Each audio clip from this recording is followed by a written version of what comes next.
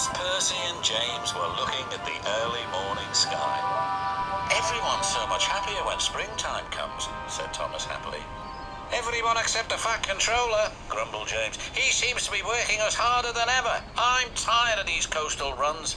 "He just wants everything to be ready for the holidays," replied Percy. "Anyway, salty air makes me all cheerful in my smoke box." "Ha!" snorted James. "It's the countryside that really gets me fired up. It's the only place to be."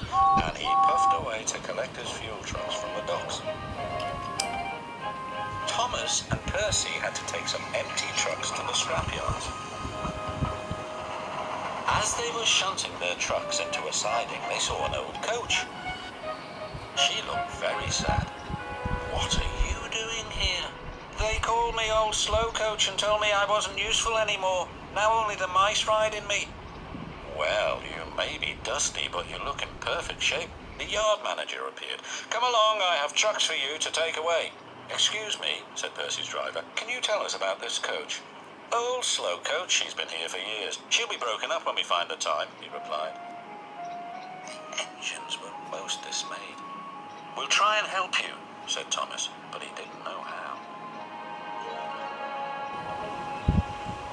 Meanwhile, James was enjoying himself. "This is the life," he chortled.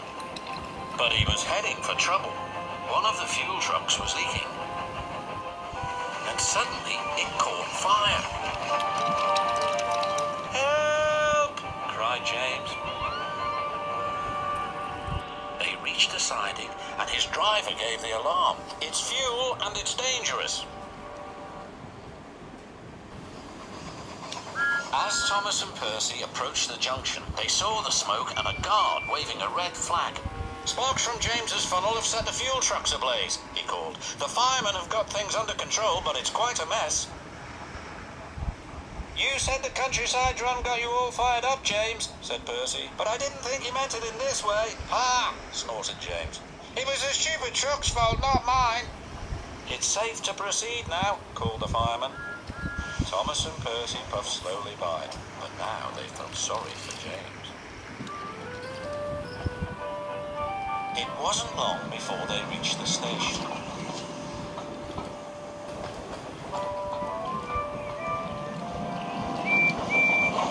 Later, as they were having a long drink at the water towers, they suddenly heard a commotion.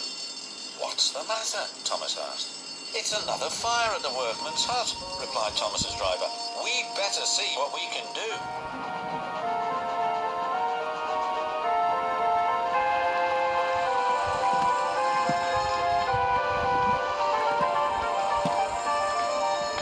The fire engines arrived, but they had a big problem. "We are completely out of water," cried a fireman. "We can't use seawater because it clogs our works. We'll just have to let that building burn." Then Thomas had an idea. "Why don't you use the water in our tanks? We've just refilled them." The fireman wasted no time. "You're very clever engines," chuckled their drivers. Soon the fire was out, but the hut where the workmen lived was destroyed. "We'll need to find something to house the men. They can't sleep on the beach," said the foreman. "What about old slow coach? She would be perfect for the workmen." "Comfy too," added Thomas. "What a good idea, Percy," said his driver. They phoned the Fat Controller, who agreed. "She'll be spick and span by the time you collect her." And she was, and very happy too. "I can't thank you enough," she said. "I feel splendid."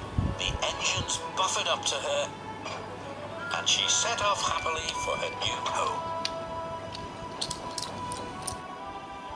Everyone agreed there was nothing old or slow about Coach, and she will always be really useful in